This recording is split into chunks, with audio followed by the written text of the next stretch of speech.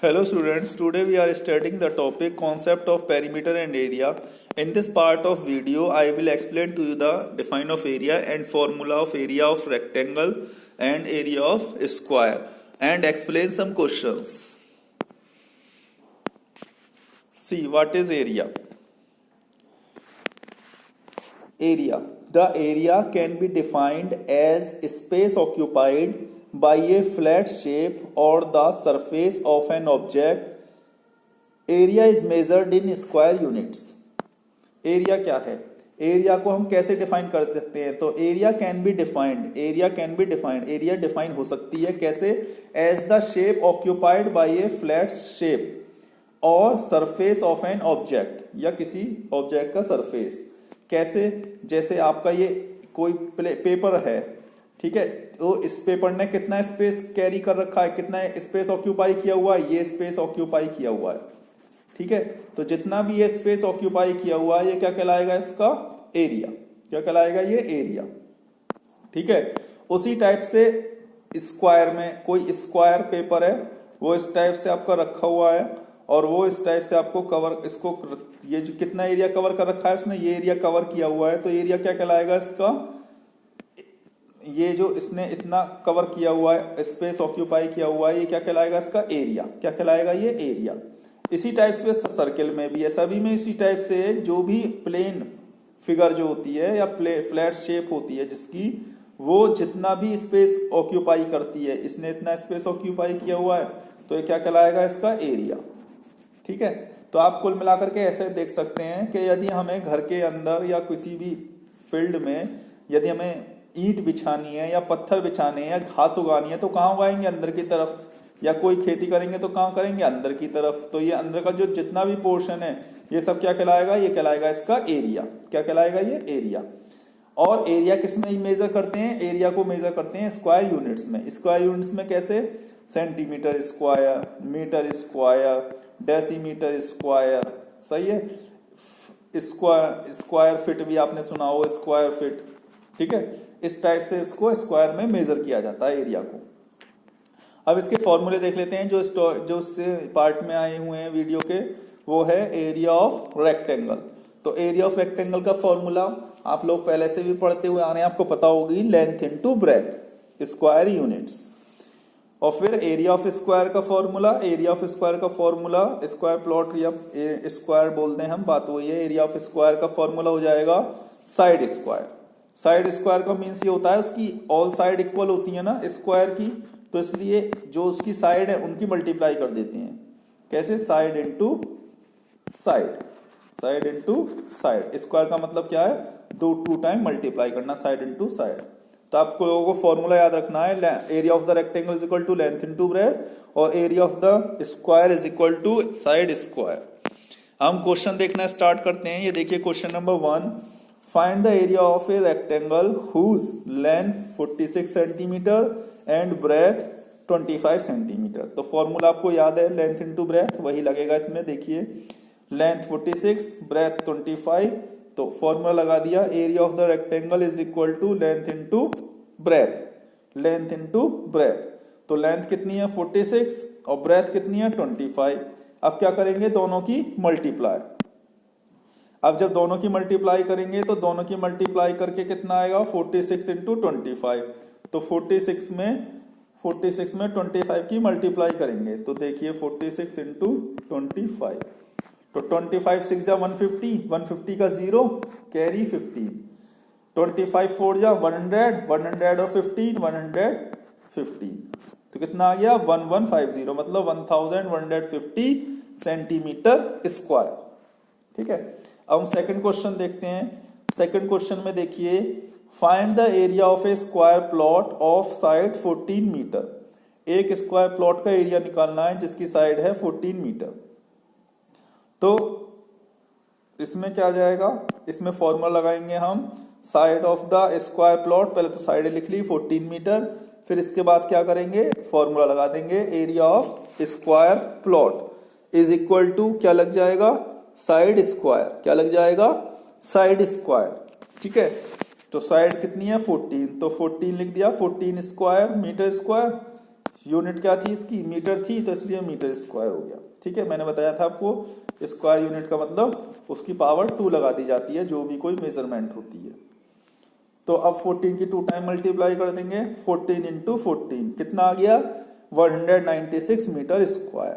ये आ गया area of the square plot. अब नेक्स्ट क्वेश्चन देखते हैं। नेक्स्ट क्वेश्चन में है a carpet is 30 metre 75 centimetre long and 80 centimetre wide. 30 metre 75 centimetre तो है लंबी, उसकी लेंथ है इतनी, और विड्थ मीन्स चौड़ाई है उसकी 80 centimetre. Find its cost as ₹150 per square metre. उसकी कॉस्ट बतानी है यदि उसकी कॉस्ट 150 पर स्क्वायर मीटर हो। तो स्क्वायर मीटर में कह रहा है, तो स्क्वायर मीटर का मीन्स क्या होगा, ये एरिया से ही होते हैं ना भाई। स्क्वायर यूनिट किस में निकाला जाता है, एरिया में। अभी आपको मैंने बताया था स्क्वायर यूनिट हो तो क्या होता है, एरिया। तो इसके लिए हमें क्या निकालना पड़ेगा, एरिया। तो सबसे पहले इसकी मेजरमेंट को मीटर में दी हुई है तो सेंटीमीटर में करेंगे। अब जैसे सेंटीमीटर दी हुई है और एरिया किसमें दे रहा है, ये कॉस्ट दे रहा है स्क्वायर मीटर, तो इनको मीटर में कन्वर्ट कर लेंगे इसकी मेजरमेंट्स को। तो देखिए लेंथ कितनी है इसकी, length of the carpet 30 metre 75 centimetre. तो 30 मीटर तो एज इट इज आ गया, 75 सेंटीमीटर को बदलेंगे मीटर में, तो 100 सेंटीमीटर इक्वल टू 1 होता है। तो 75 को मीटर में बदलने के लिए क्या करेंगे, 100 से डिवाइड। तो ये कर दिया 100 से डिवाइड।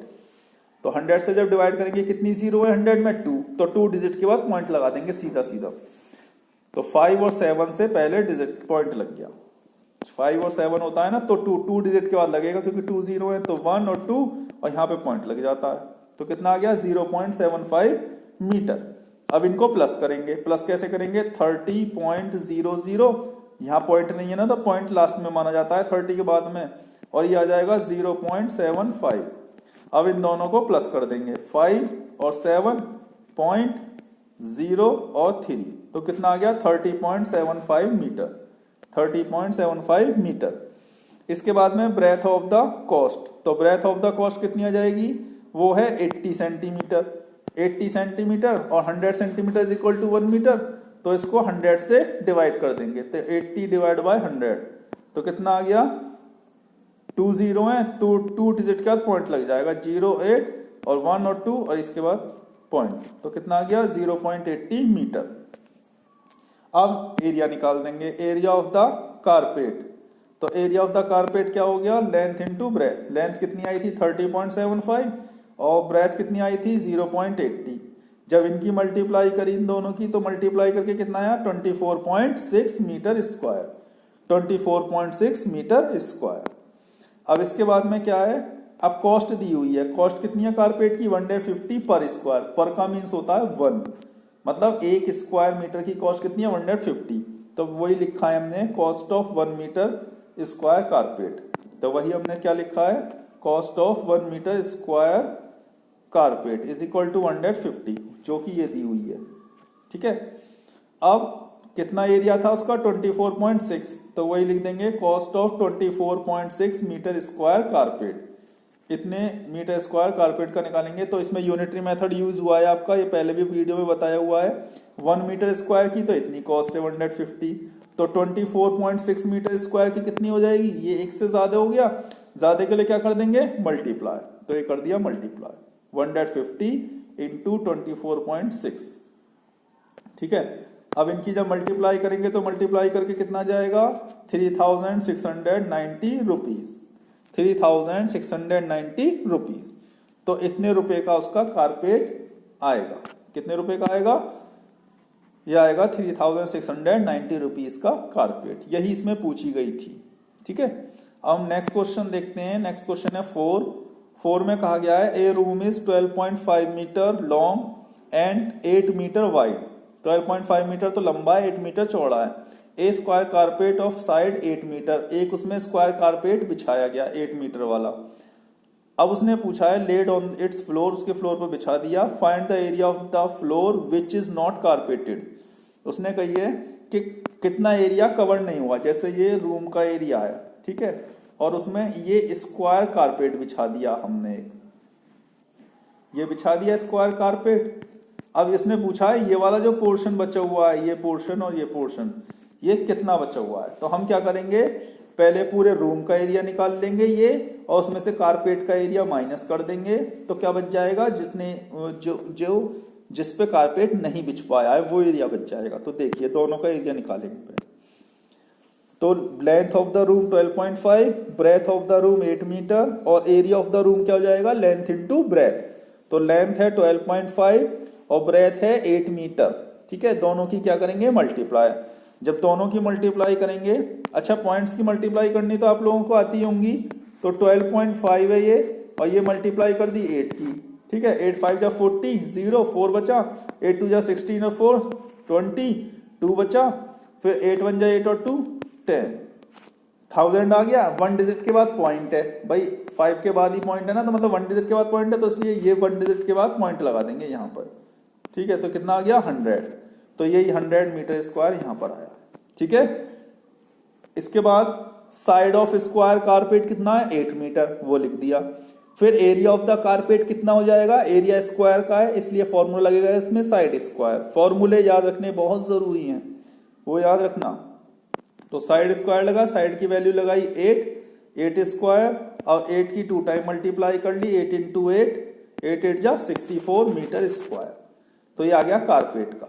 अब कौन सा निकालना है, जो एरिया कारपेट होने से बच गया है, तो वो देखिए।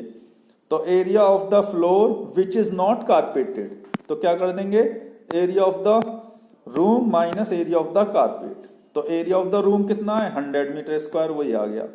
एरिया ऑफ द कारपेट कितना है 64, वही आ गया। दोनों को क्या कर दिया माइनस, तो 100 minus 64 is equal to 36 metre square. कितना आ गया 36 मीटर स्क्वायर। तो इतना एरिया कारपेट होने से बच गया, जैसे मैंने आपको बताया था ना ये, और उसमें इतने में कारपेट बिछा हुआ था, और ये वाला जो एरिया है वो कितना आया निकल करके, वो एरिया आया 36 मीटर स्क्वायर। ठीक है, इतना एरिया कारपेट से नहीं ढका। अब क्वेश्चन नंबर 5 देखिए। क्वेश्चन नंबर 5 में कहा है the length and the breadth of rectangular park are in ratio 5:3 and its perimeter is 128 metre, find the area of the park. अब उसने कही है लेंथ और ब्रेथ है रेक्टेंगुलर पार्क की, वो 5:3 है, and its perimeter is 128 metre, और उसका पेरीमीटर कितना है 128 metre. Find the area of park, area बताना है। तो जब इस टाइप से रेशो में आ जाते हैं तो हम क्या कर लेते हैं, उनके साथ x लगा के उनकी लेंथ और ब्रेथ मान ली जाती है। तो उससे फिर पेरीमीटर निकाल लेंगे, और पेरीमीटर दिया हुआ है, पेरीमीटर दोनों पेरीमीटर इक्वल रख देंगे, उससे x की वैल्यू आ जाएगी। फिर लेंथ और ब्रेथ में x की वैल्यू रख के हम फिर एरिया ऑफ पार्क का फॉर्मूला लगा करके निकाल देंगे। तो देखिए पहले सबसे पहले एज्यूम करेंगे, let the length of the rectangular park be 5x। मैंने बताया था कोई भी वेरिएबल लगा लेते हैं, तो x लगा लिया, 5x हो गया ये। फिर breadth of the rectangular park 3 था तो 3x हो गया। अब पेरीमीटर का फॉर्मूला लगा देंगे इसमें, perimeter of the rectangular field is equal to 2 into length plus breadth. तो 2 इंटू लेंथ है 5x और ब्रेथ है 3x। ठीक है, अब इसके बाद क्या करेंगे हम, इसमें दोनों की मल्टीप्लाई, पहले दोनों को प्लस कर लेंगे। 5 और 3 कितना हो गया 8x, और 2 की मल्टीप्लाई, 2 8 जा 16, तो 16x। पेरीमीटर कितना आ गया 16x, हमने निकाला तो 16x आया। क्वेश्चन में दिया हुआ है 128, दोनों ही पेरीमीटर है, तो दोनों को क्या कर देंगे इक्वल, दोनों को इक्वल रख देंगे। देखिए ये देखिए, it is given that the perimeter of rectangular park is 128, तो 16x आया था वो इक्वल रख दिया 128 के। x को यहीं रोक लेंगे, और जब दूसरी साइड ट्रांसफर होगा 16 तो कहां चला जाएगा डिवाइड में। तो देखिए 16 आ गया 128 के डिवाइड में। अब 16 से जब 128 को काटेंगे हम, तो 8 से काट 2 से काट लें, 2 8 जा 16, 2 6 जा 12, 2 4 जा 8। अब 8 से काट देंगे, 8 8 जा 64, तो आंसर कितना आ गया 8। ये आ गई x की वैल्यू 8। अब इस x की वैल्यू, x हमने किसके साथ लगाया हुआ था लेंथ और ब्रेथ के साथ, इससे हम लेंथ और ब्रेथ फाइंड आउट कर सकते हैं। तो देखिए length of the park is equal to, कितनी थी length of the park 5x। ठीक है, 5 तो 5 आ गया, x की वैल्यू क्या रख देंगे 8, तो वो 8 आ गई, 5 8 जा 40 मीटर। फिर breadth of the park, breadth of the park कितना था 3x, तो 3 तो आ गया, और x की वैल्यू कितनी थी 8, वो ये लिख दी, 3 8 जा 24 मीटर हो गई। इसके बाद क्या करेंगे एरिया निकालेंगे। अब एरिया पूछा गया था ना इसमें, area of the park is equal to length into breadth. Length कितनी है 40 और ब्रेथ कितनी है 24। अब दोनों की मल्टीप्लाई कर देंगे, दोनों की मल्टीप्लाई करके कितना आ गया 960 metre square, 960 metre square. Question अच्छे हैं, बस थोड़ा सा समझने की वो है, आप समझ लेंगे तो अच्छे से कर भी देंगे। इसमें कहिए क्वेश्चन ध्यान से पढ़िए, two plots of the land have the same perimeter. दो प्लॉट हैं जिनका पेरीमीटर सेम है, पेरीमीटर मतलब बाउंड्री। उसने कही one is a square of side, एक की तो स्क्वायर साइड है, मतलब एक है स्क्वायर प्लॉट जिसका है 64 मीटर, और other is rectangular, rectangle of the length 70 metre. दूसरा है रेक्टेंगल और जिसकी लेंथ दी हुई है 70 मीटर। ठीक है, तो मैं आपको फिगर बना के दिखाता हूं। एक तो है स्क्वायर में, ठीक है, और दूसरा है रेक्टेंगल की शेप में। दोनों का पेरीमीटर सेम है, मतलब ये जो बाउंड्री है यदि इनको मेजर करेंगे पेरीमीटर, ये जो पेरीमीटर निकालेंगे इनका, ये दोनों का इक्वल आएगा। ये मेन पॉइंट है इसका। अब इसकी स्क्वायर वाले की 64 64 64 है सारी लेंथ ब्रेथ और हाइट, और रेक्टेंगल वाले की 70 मीटर है लेंथ, ठीक है, और ब्रेथ इसमें दी हुई नहीं है, ब्रेथ हमें निकालनी पड़ेगी। तो वो कैसे निकाल लेंगे, दोनों के पेरीमीटर निकाल के दोनों के पेरीमीटर इक्वल रख लेंगे, इससे इसकी ब्रेथ आ जाएगी। ठीक है, ब्रेथ आते ही फिर क्या निकालेंगे हम, एरिया। इसने पूछा है find the breadth of the rectangular plate, वो ब्रेथ आ जाएगी। Which plot has the greater area, तो ये पूछा है किसका एरिया ग्रेटर है, तो दोनों का एरिया निकाल लेंगे। ठीक है, एरिया निकालने के बाद उसने पूछा है बाय हाउ मच, कौन सा कितना ज्यादा है, तो वो भी दोनों को माइनस करके निकाल देंगे कितना ज्यादा है। ठीक है, अब देखते हैं, देखिए तो side of the square plot कितना है 64 मीटर। अब इसका क्या निकाल देंगे, perimeter of the square plot. तो 4 इंटू साइड होता है, पेरीमीटर ऑफ स्क्वायर प्लॉट का फॉर्मूला क्या होता है 4 इंटू साइड। तो 4 इंटू 64 कर दिया हमने, साइड की वैल्यू कितनी थी 64, ये दी हुई क्वेश्चन में, ये रही। ठीक है 64, तो 4 इंटू 64 कितना आ गया 256। अब एरिया ऑफ स्क्वायर प्लॉट भी यही निकाल देते हैं क्योंकि ये भी निकालना पड़ेगा हमें। तो वो क्या फॉर्मूला है साइड स्क्वायर, साइड हो गया 64 का स्क्वायर। ठीक है, अब 64 का स्क्वायर तो 64 इंटू 64, जब 64 64 की मल्टीप्लाई करेंगे तो कितना आ जाएगा, यह आ जाएगा 4096। कितना आया 4096। अब रेक्टेंगल वाले केस में देखते हैं, रेक्टेंगल की ब्रेथ नहीं है तो ब्रेथ मान लेंगे। Let the breadth of the rectangular plot is equal to x metre, क्या मान लिया ब्रेथ एक्स मीटर। अब पेरीमीटर निकालते हैं, perimeter of the rectangular plot is equal to 2, और इसका फॉर्मूला है l plus b, 2 into l plus b. तो 2 तो ये हो गया, लेंथ हो गया 70 और ब्रेथ हो गया, ब्रेथ कितना है, ब्रेथ है इसका 64, ब्रेथ के सॉरी ब्रेथ हमने मानी है इसकी x। भाई लेंथ तो ये दी हुई 70 मीटर, तो वो तो ये आ गई लेंथ। ठीक है, और ब्रेथ दी हुई नहीं है, तो ब्रेथ क्या मानी हुई हमने x, तो आ गई x। तो ये हो गया पेरीमीटर ऑफ रेक्टेंगल 2 ब्रैकेट में 70 प्लस x। अब उसने पहले ही बता दिया था हमसे क्वेश्चन में, उसने क्या बता दिया था हमें क्वेश्चन में कि दोनों के जो वो हैं पेरीमीटर वो इक्वल है। तो ये वाला पेरीमीटर, ठीक है, और ये वाला पेरीमीटर 256, ये दोनों इक्वल रख देंगे, ये और ये, क्योंकि दोनों के पेरीमीटर इक्वल है। तो देखिए ये आया, perimeter of the rectangular plot is equal to perimeter of the square plot. Perimeter of rectangular plot लिख दिया 2 इंटू 70 प्लस एक्स, वो लिख दिया 256। अब 2 की मल्टीप्लाई अंदर करेंगे, जब 2 की मल्टीप्लाई 70 प्लस एक्स में करेंगे तो 2 की पहले 70 में करेंगे तो कितना जाएगा 2 7 जा 14, 0 का 0, फिर 2 की करेंगे x में, जब 2 की x में करेंगे तो क्या जाएगा 2x, तो 140 प्लस 2x। ठीक है, और इज इक्वल टू 256 आ गया ये। अब 140 इधर प्लस में, दूसरी साइड जाकर के किस में हो जाएगा माइनस में, ये कर दिया माइनस 256 माइनस 140। अब माइनस करके कितना आ जाएगा, माइनस करके आ गया है 116। अब 2 यहाँ मल्टीप्लाई में, जब दूसरी साइड जाएगा तो क्या हो जाएगा डिवाइड में, तो 116 डिवाइड बाय 2, जब 2 से डिवाइड करा 2 5 जा 10 और 2 8 जा 16, ये आ गई x की वैल्यू। किसकी वैल्यू x की। अब क्या ये x क्या था, x था ब्रेथ ऑफ रेक्टेंगल, तो वही लिख दिया breadth of the rectangular plot is equal to 58 metre.